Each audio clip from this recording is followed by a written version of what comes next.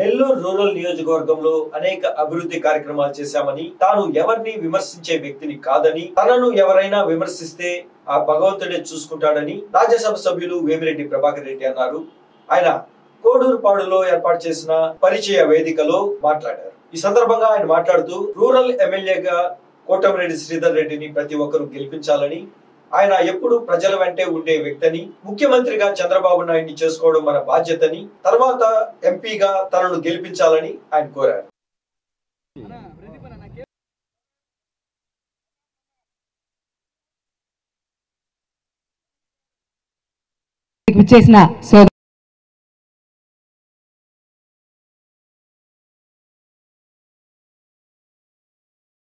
రెడ్డి గారికి మన అందరం కూడా Telugu Desam party cycle vote vote cycle cycle vote vote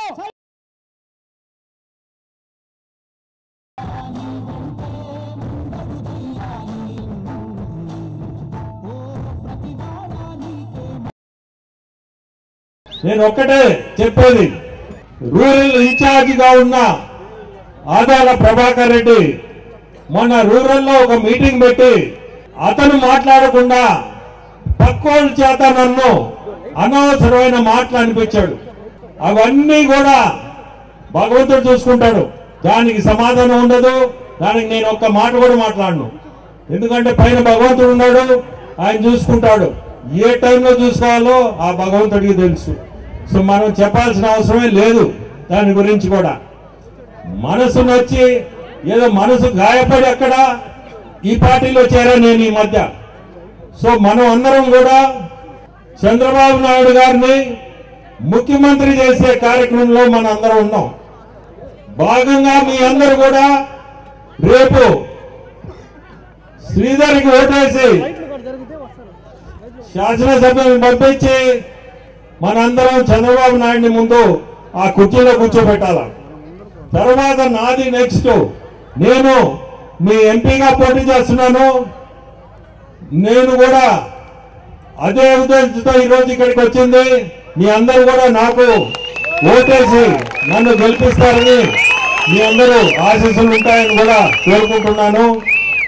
ఇంతకంటే నేను చెప్పేది ఒకటే, ఇక్కడ కొత్త కాలం నుంచి కుడితిపాలెం వరకు ఆ రోడ్డు దారుణంగా ఉందని విన్నాను. కొంతమంది వచ్చి ఈ మధ్య చెప్పారు. నేను రేపు ఎంపీగా గెలిచి వస్తే ఖచ్చితంగా రోడ్డును ముందు చేయిస్తాను. అంటే ఈ పొల్లు కట్టలు కూడా చాలా దారుణంగా ఉన్నాయని విన్నాను. అటువంటి పనులు కూడా మనం చేయగలుగుతాము.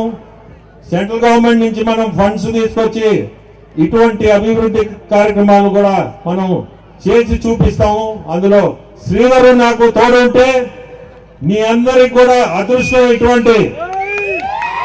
ఇటువంటి మనిషి మీకు ఉండడం శాసనసభ్యుడిగా మీ అందరి అదృష్టం. అతన్ని తప్పకుండా మీరు గెలిపించుకోండి. ఎందుకంటే మీకు పనులు కావాలన్నా అని చెప్పినట్టు నేరుగా అతని ఆఫీసులోకి మీరు పోయి ఎటువంటి కోరికలున్నా అతనితో మీరు మాట్లాడే స్వతంత్రం కూడా ఉంటుంది మీకు. సో మీ అందరూ కూడా మనసులో అది గుర్తు పెట్టుకొని, అనే హైదరాబాద్లో ఉండాయని కాదు, నెల్లూరులో ఉండాయని. ఇక్కడి నుంచి మీకు 10 కిలోమీటర్ల దూరమే. ఎప్పుడు మీరు పిలిచినా వచ్చే వ్యక్తి. సో మీరందరూ కూడా గుర్తుపెట్టుకొని, మళ్ళీ కూడా చెప్తుండా, ఖచ్చితంగా శ్రీధర్ని శాసనసభ్యుడిగా గెలిపించాలా ఓటేసి. సో మీ అందరూ కూడా నేను ఖచ్చితంగా మీరు శ్రీధర్ని గెలిపిస్తారు. అట్లే నన్ను కూడా మీ అందరూ ఈరోజే ఈ పరిచయ కార్యక్రమంలోనే మీ అందరినీ కూడా మా ఇద్దరిని కూడా గెలిపిండి అని కోరుకుంటూ సెలవు తీసుకుంటాను. ఒక్క మాట కమలాకర్ గురించి చెప్పాలా. కమలాకర్ రెడ్డి ఆ రోజు ఈ పార్టీలో చేరింది. నా వెంట వచ్చిన కమలాకర్ రెడ్డి నా వెంట నడిచాడు.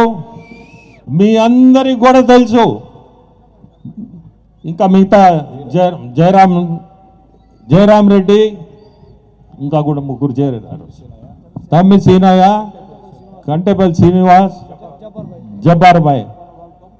సో వీళ్ళందరూ కూడా ఆ రోజే చంద్రబాబు నాయుడు గారు సమక్షంలో చేరారు.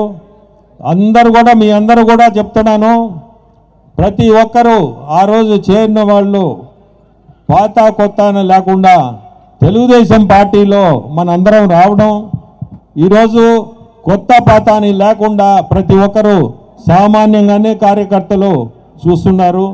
సో ప్రతి ఒక్కరు కూడా నేను ఒకటి చెప్పాలి, కమలాకర్ రెడ్డి గురించి చాలా ఇబ్బందులు పెడుతున్నారు. కమలాకర్ రెడ్డిని పార్టీలో చేరిన దానికి అది న్యాయం కాదు. ఒకటే ఇంకా 2 నెలల్లో మీరు కమలాకర్ రెడ్డిని ఇదే వేదికలో కమలాకర్ రెడ్డి పరిస్థితి వేరుగా ఉంటుంది.